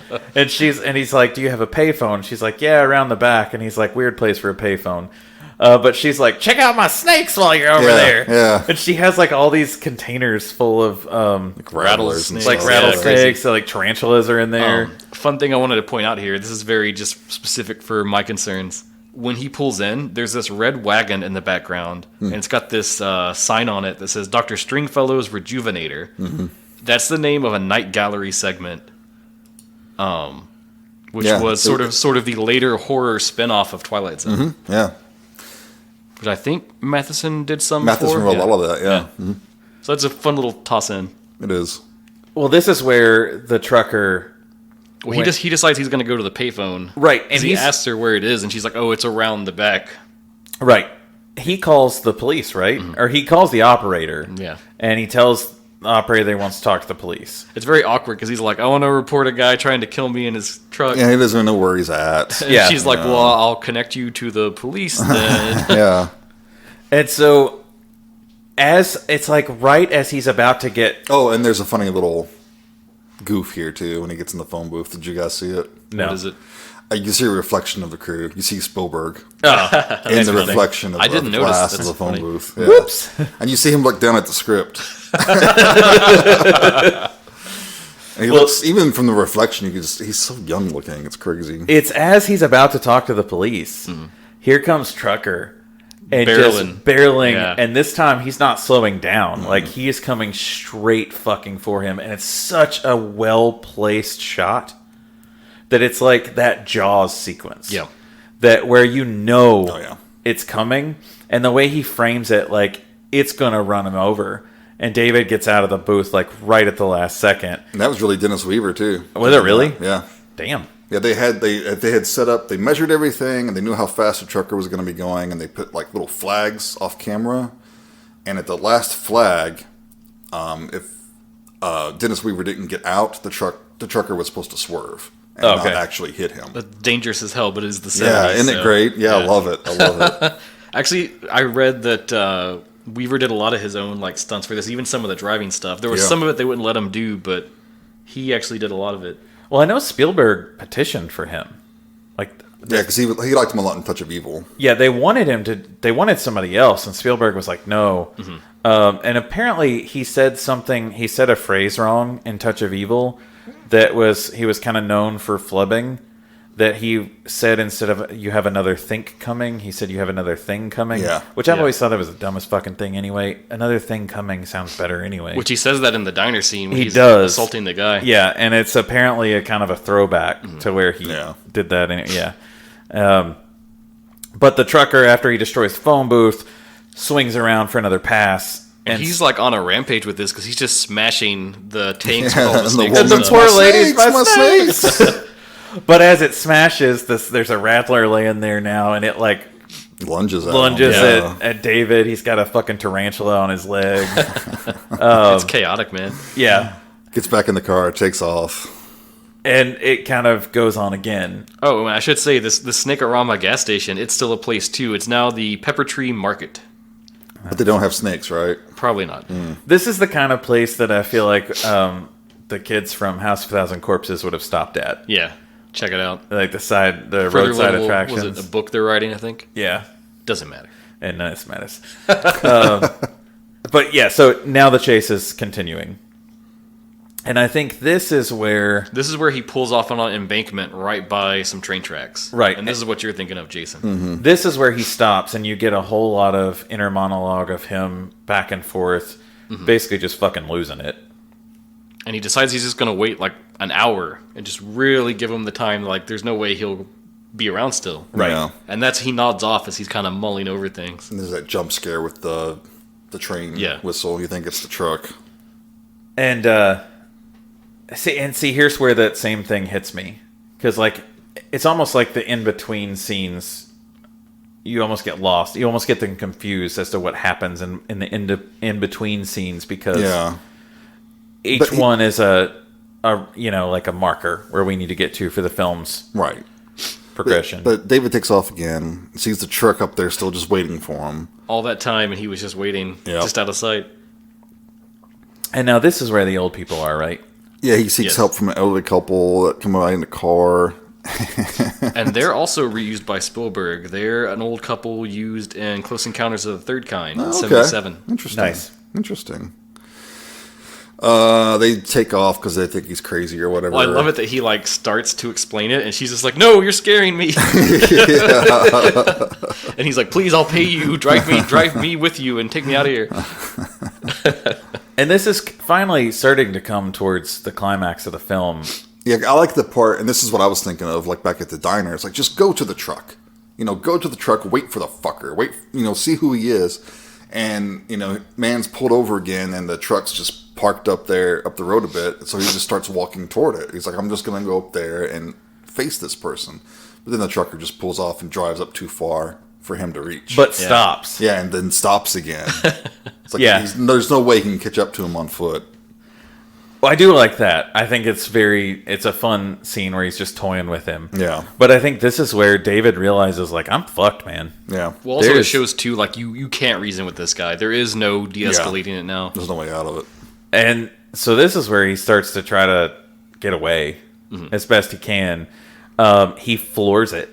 Like, he gets in his car and just floors it and thinks he comes up with a great plan that he can't catch me on the grade. Yeah, he can't catch me on the grade. I love that he shouts it out the window, too. Yeah, you can't catch me on the grade. And he's gaining on the truck. He's pulling way ahead of the truck, but then that radiator hose Yep. Before that, there's another little. I guess this is like another scene you could maybe cut, but he thinks he sees a police car up ahead. Yeah. And he kind of swerves to go toward it, but it's like a pest control vehicle. And the name on it is interesting. Oh, I don't have the name. It is Spielberg backwards. Oh, okay. It is pest control, but Spielberg is written backwards on the pest That's control funny. truck. Oh, and the railroad crossing, that was a scene added for the movie, too. I thought it was, because that's a very different pace of the I can see film. that. And also kind of in there. A lot of the stuff added is what makes the film better. I think so, too. It really pads it out and gives you better story, and it's not just Makes a it cat feel and mouse. bigger than just like the two of them. Right. It's not just a cat and mouse back and forth thing. It's you actually get inside the character's head a little bit. But yeah, Jason, you're right. He's going up the hill. He thinks he's pulling away. And we come back to the radiator hose. Yep.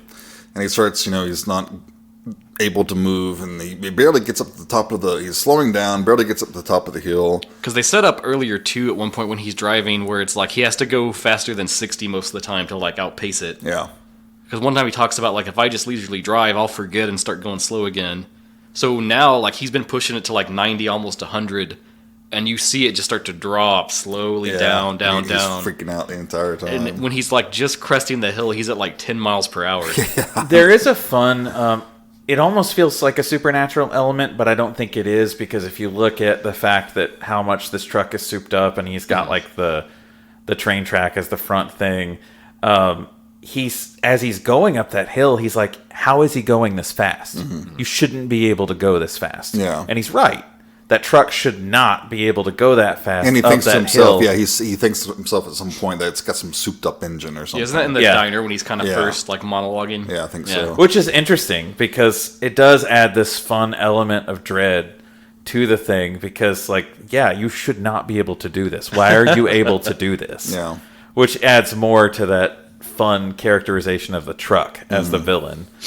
But yeah, when the radiator hose does blow, he's got a lead on him, but now he's screwed because he can't go over 20 miles an hour, basically. And he throws it in neutral, and he's just going to try to coast down this major... Yeah, he just makes it over the hill. He's going to try to coast through the whole thing. Well, now his car's shot, and he's completely screwed. And this is where he makes his last stand, right? Well, this is where he has the pretty epic, like, spin out, and he slams into that wall. And the car won't start, but the truck's just barreling down toward him. Yep. He manages to get the car started. The truck misses him.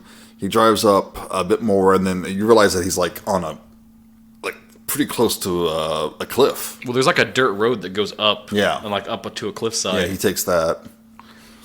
And so he basically baits the truck into him. That, like, at this point, I can't do anything.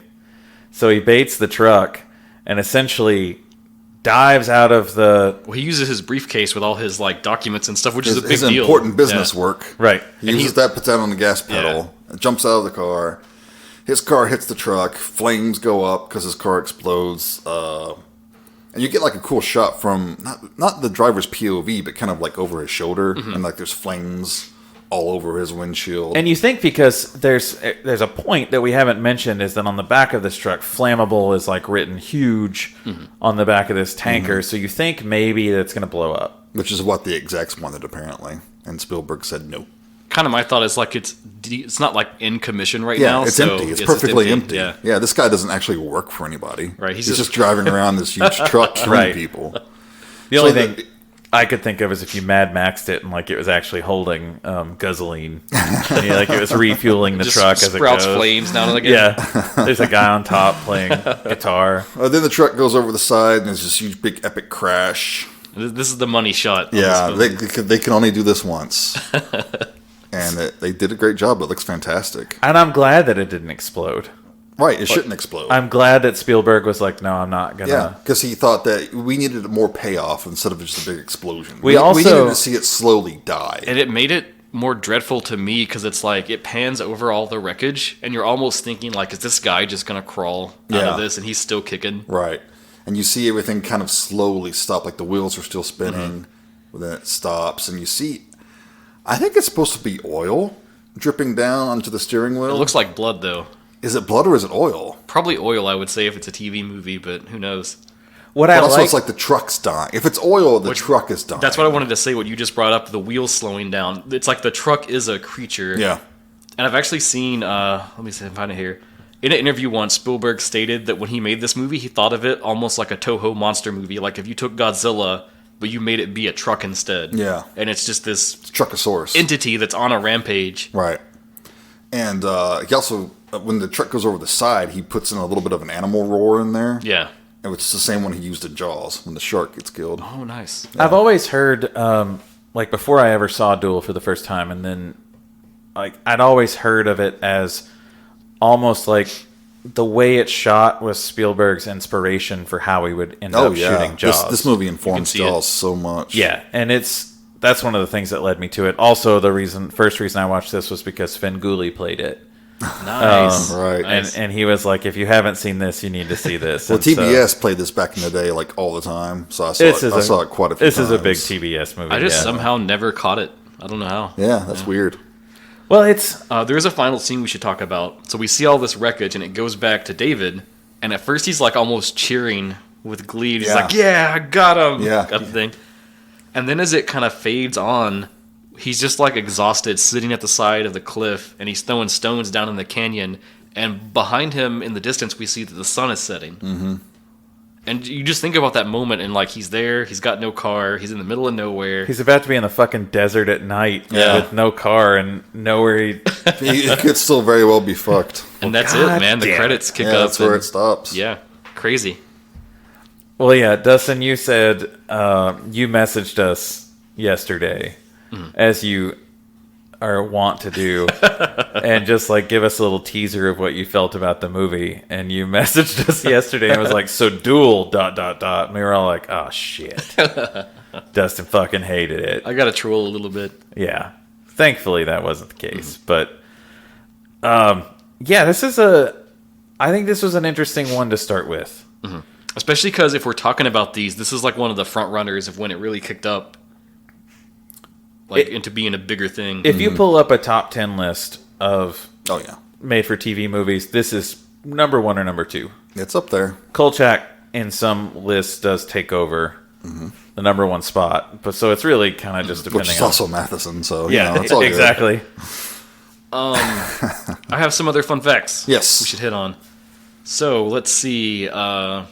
They shot the film in only about 12 days. It's Crazy. apparently a benchmark for the fastest he's shot a film. Kind of makes sense. It was lower budget. It was Yeah. before he could command Right. the time. Let's see. What else do I have? Okay, and I read some trivia about this. I'm not sure how true this is, but I mean, Hit me with it. but apparently the driver of the truck, there was supposed to be this mechanism that was going to send the truck over the side without the driver in the truck, but it malfunctioned or something. So he jumped out, I don't know. I didn't have. and when that the in my truck notes. when the truck goes over the cliff, you see the doors open. The driver's Yeah. side door is open. I thought that was on purpose. That's what I thought the entire time as a kid. I thought the driver had jumped out Because it's and he was supposed going to to come leave... out and get David. Or you I know? thought it was supposed to leave it open as a Michael Myers moment. Yeah, you know, so I like- don't know about the veracity of that story. Oh, It seems a little suspect. This is a fun trivia thing. So Kerry Lofton played the truck driver. Of course, we only ever get these glimpses of him. But this is from a thing where they said when he talked to Steven Spielberg about the role, he wanted to know his motivation. Like, why am I doing this? And apparently what Spielberg told him is, you're a dirty, rotten, no good son of a bitch. So that's... What else do you need? There you go. Oh yeah, and the guy said something like, "You hired the right person." You're a dirty, thought- rotten, no good son of a bitch. I thought this was interesting since we're talking about like television stuff. Some of these scenes were later used as stock footage in other TV shows. The notable one, there's an episode of The Incredible Hulk called Never Give a Trucker an Even Break. And they took the shot of the Valiant slamming into the fence and then some of the like tanker truck driving, which they used in like TV news footage. Apparently Spielberg really wasn't happy with this. Nothing he could do. And he wanted to sue them over it and kind of like get rights and control over that. But because the studio owned the film and they owned the Hulk, they were just Yep. like, whatever, it's our stuff. That happened a lot. They would recycle footage all the time. And supposedly from that, all his future contracts have always had a clause that prevent anything he shoots from being used as stock footage. Nice. That's pretty cool. Yeah. Michael, go ahead. It's a different point, so if you got another... Let's see. The stunt driver who drove the truck, that was Kerry Lofton as well. So he actually did a lot of the truck driving stunts. Obviously when we watch this, like, you can feel the intensity of a lot of these things, especially when they're chasing each other. But in a lot of those shots, they were only going like 30 miles per hour.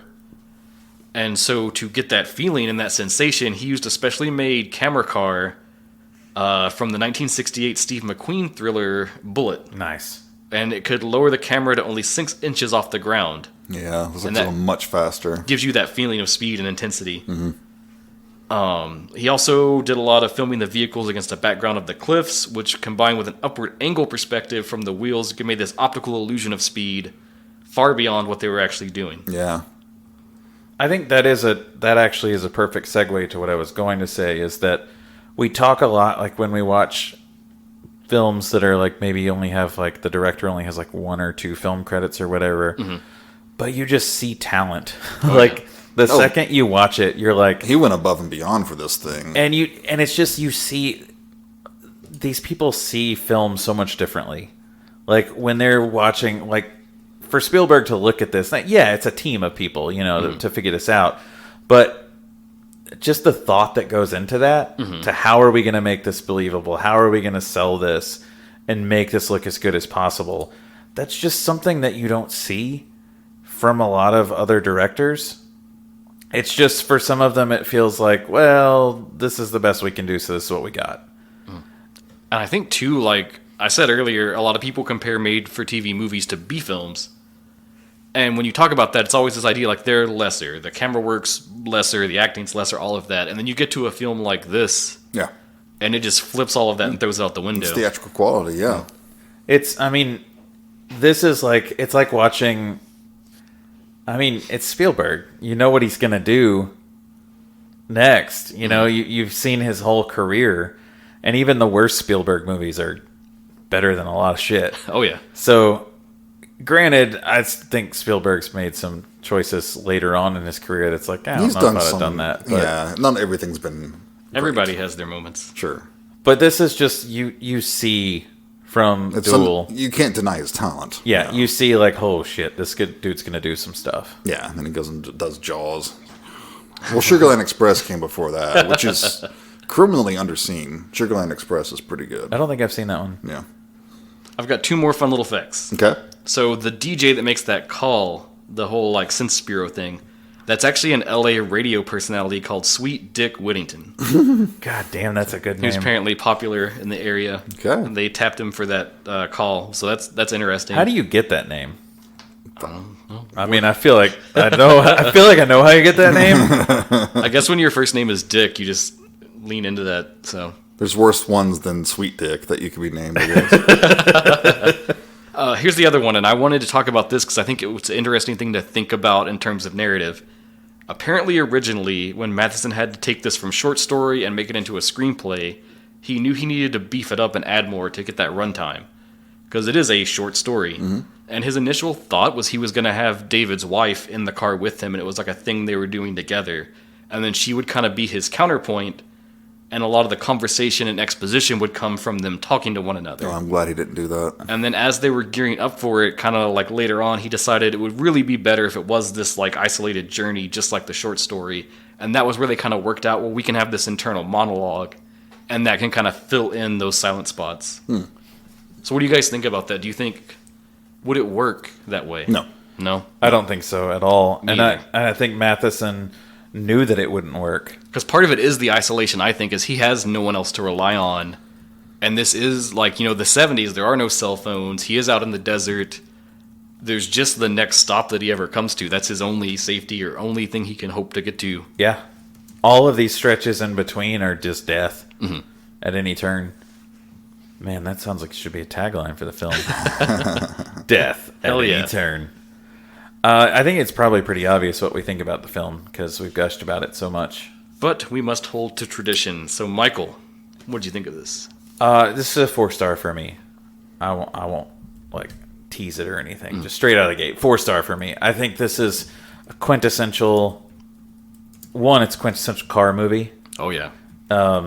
Yeah, it doesn't have the cool shit like Bullet and like the over-the-top car chases, but the intensity is there, and the blueprints for all other car movies are there too. Yeah. You know, like when you talk about chase scenes in films, this should be up there on people's lists. It's not flashy like a lot of the other chase sequences that would come in the 80s and 90s and later on, but it's damn good. Oh yeah. And this is a perfect example of how you can tell a story through action. Like, I think one of the things that's lost a lot, and what stuntmen talk about a lot, is every move that a stuntman makes needs to tell a story. Every action maneuver needs to advance the plot. And for the most part, I think Duel does that. There are some times where I feel like it does get a little lost, which is why it's not a 5 for me as well. That I feel like I just want it to move on a little bit more, but it doesn't. It is what it is. You know, if you took out those parts, you probably still would only have a 74-minute movie, you know, and then you'd have to go back and pad it some more. But again, it's a short story by Matheson. Sometimes short stories, they're just short. They don't need to be anything else. Yeah. I don't see why this movie couldn't be 74 minutes. Like, it's stupid that it has to, like, well, to play it in theaters, we can't have it be 74 minutes, you know? Because what if that's all it needed? And I think that it easily could have just been that. And Right, still, that's the arbitrary thing. It's like someone decided that a movie has to be, X minutes long. right. The other thing I think of that the flip side is like the first Halloween, right? They were going to show it on TV and they needed it to be a little longer to shore up, so they shot those extra scenes and they're just kind of like, whatever in there. Yeah. Kind of filler. The extra scenes they shot for this work really well, though. Yeah, I think think so, yeah. the film wouldn't be the film that I like had it not been for those. But there's a reason that I chose this as my film, because I think it's great. I also think it's underseen. It's kind of looked over. I'm sure. I mean, clearly I hadn't seen it, so. Well, I think there's probably a lot of people who did see it and maybe forgot about it because you saw it when you were a kid, like Jason did when it was on TBS or whatever, and you just forgot about it. And then if you go back and watch it as an adult, you're like, oh, shit. I'll say, too, I guess I've never seen like it originally to compare it to, but seeing it restored in like Blu-ray quality, man, it's just such a gorgeous film. That's how I watched it. I actually rented it on one of the streaming Yeah, me services. too. So it was... But it is that new print for the Blu-ray. Yeah. It's just gorgeous. And the new updated artwork for this is kind of shit. They always are. That happens a So lot. it's easy to look past this. Like, you see the box cover and you're like, no. Yeah, unless it's a boutique label, the covers always suck anymore. Yeah. So one of the things I always thought about is, there's like Maximum Overdrive. There's a movie called Trucks. For me, like when I was younger, I just kind of was like, Duel's another one of those where it's like, oh, there's killer vehicles running around. What do I care? This one, unlike Maximum Overdrive, was not fueled by cocaine. Yeah. And paid for in cocaine. And it shows. Yeah. So yeah, 4-star for me. Totally check this out. It's easily available too. Like, I rented it. I paid money for it. Oh my God! You know it's a good movie if Michael pays money for I it. paid That's how you know he likes it. $3.99 for this one. Dude, $4.23 after tax. Thank you very much. Damn. thank you very much. I think the Blu-ray's only like $10. Though. I know. I forgot to order it though, and I realized it yesterday. I was like, "Shit! I didn't order the Blu-ray." If you just rent it twice, that's the Blu-ray. Thanks, fool. Dustin. You don't have to keep Fool. I grinding it in. have to advocate for fucked being up. a collector. Yeah. Whatever. Go Okay, on. So me, things I love. I love the desert as a setting, as a place, the visuals. I always love that. Classic. I love road movies where it's predominantly you're in a car and you're traveling somewhere and stuff's going on. Any movie like that, you automatically get like at least a star from me because I just love that premise and that setup and that concept. I loved so much about this movie and I'm so glad I finally saw it. I think I've praised it enough along the way, so I'm not going to belabor the point. I think it has a really strong like Twilight Zone-y feel to it. Oh yeah. Where For if this was just an episode and they kind of blew it up with a bigger budget, which makes sense when you know how much Matheson was involved in the Twilight Zone. I just think it's amazing. I think it's great. I don't think it's like perfect. I think I'm with you, Michael. There's some stuff I could see changing, or some parts I wish were kicked up a little more. But I know that's the budget constraint, so it is what it is. Basically, I would be right there with you at 4 stars. Nice. I concur. 4 stars. Man, I'm feeling the love these last few episodes. Yeah. I mean, it's a seminal film for me. I mean, it's one of the first, in air quotes, horror films I saw growing up. And it led me to, Richard Matheson's one of my favorite writers, if not my favorite writer. Like, I don't think we would have... To me, he pretty much invented the modern horror story. Because he started writing, in the 50s and 60s and stuff. Yeah. Because I think people always say, Lovecraft started so much. And it's like, that's true and that's cool. But I think Matheson's like the next link. He brought it into the modern age. Yeah. Matheson's also accessible. He's accessible, and he had that short, terse, more like a Hemingway type style, which was perfect for film, right? Yeah, and was much more modern, and he dealt with more modern issues. He wasn't stuck in the 17th century. And I think what you said raised a good point too. This is like an excellent gateway horror film. Like, it's not really a horror film, but it's so on that line that, like, if you were new and you're trying to get into this is a good one to watch first before you delve into further things. And talking about road rage and stuff like that, I mean, sometimes I have that fear. It's like my wife will sometimes get extremely irritated at people on the road. And I'm like, don't do that, especially if you're alone. Don't go out of your way to show them your irritation. Yeah. Because especially around here, people drive with fucking gun racks of fully loaded weapons. I don't own a gun, much less minigun, to necessitate the use for a rack. Right. Station. And who's to say one of these fuckers isn't just going to stop and start, spraying lead everywhere? You see enough of it, like viral videos come on, and it's like people getting out of their car and slamming on somebody else. I'm like, what the fuck? And this movie encapsulates that perfectly. Maybe it's not road rage exactly, but it's the sort of thing that could happen. And now there's all those dash cam videos too. Yeah. Where you just directly, almost like found footage style, see the road rage as it happens. So I think this still, even though it's made in the early 70s, I think it resonates today. The whole machismo subtext. Yeah, for sure. The toxic masculinity, or you're not a man unless you can go fight somebody. Bullshit, stuff like that. And Spielberg, I mean, the direction's just, we all know he's a genius, but I mean, it's so interesting seeing his first real movie and everything he would go on to do. It's just two creative giants, and it's perfect. It's a great movie. And you would give it 4. Nice. Yeah. Nice. So maybe not perfect exactly. I had the same qualms that you guys do. Some of the scenes could have been shorter, or maybe rearranged or something. And you're right. Maybe 74 minutes is right. Maybe they should have left in the bus scene and taken out something else. You know, but I mean, who knows? Yeah, and that's splitting hairs. And maybe point. we'll see when we get through the rest of this block. Maybe we'll see that's a continuing problem throughout made-for-TV films.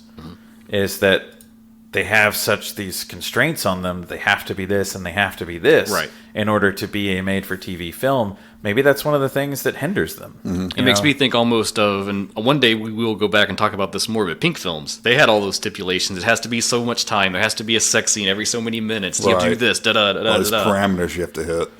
And so maybe we will see from these other films, can a good director overcome?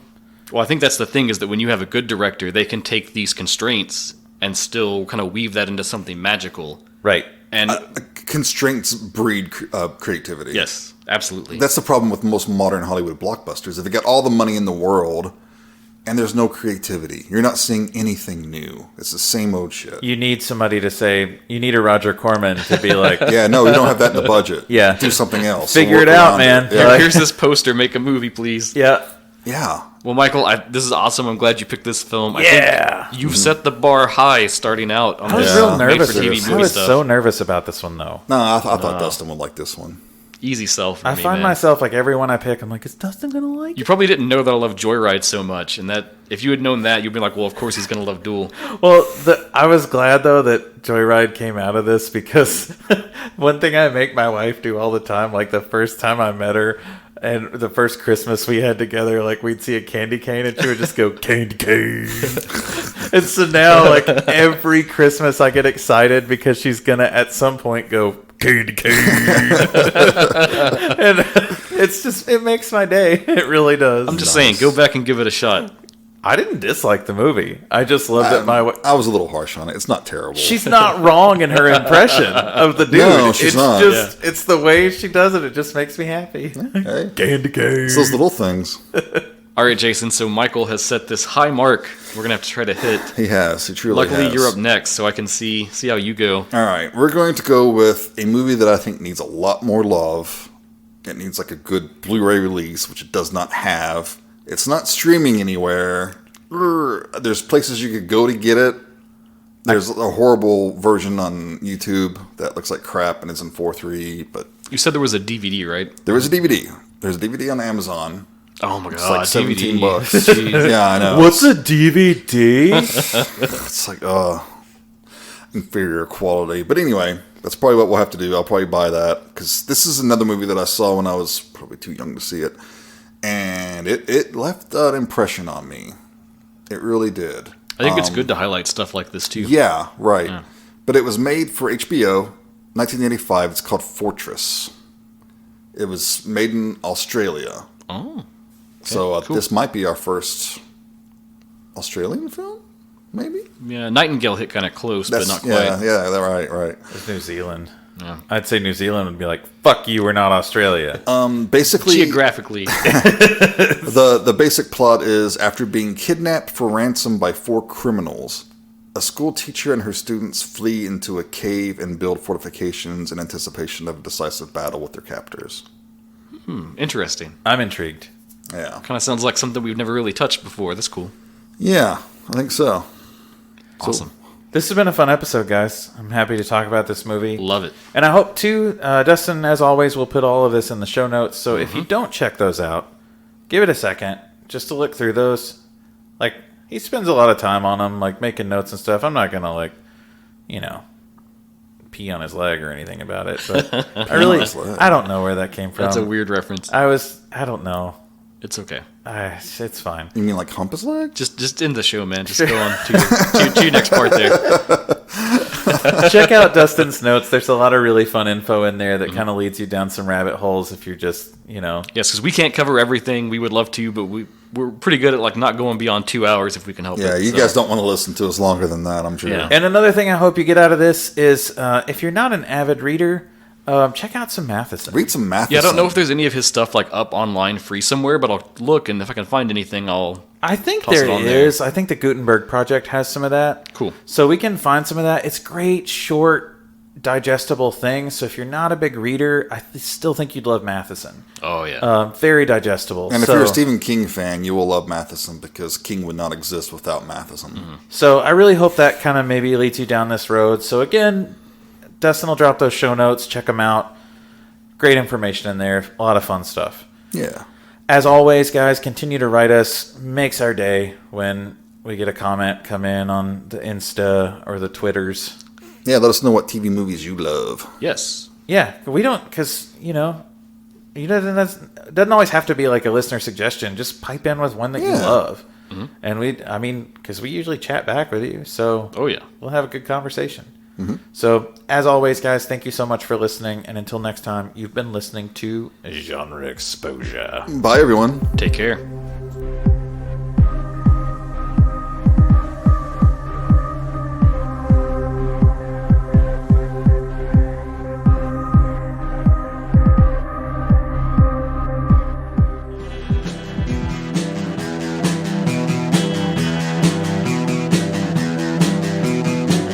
You're listening to the Prescribed Films Podcast Network, home to hundreds of hours of free podcast entertainment. The shows on this network all have a common goal, providing you with the best discussions about movies and other forms of entertainment media. The PFPN hopes to fill your earholes with audio joy. Visit our website with links to all the other amazing shows at www.thepfpn.com. Thanks for listening.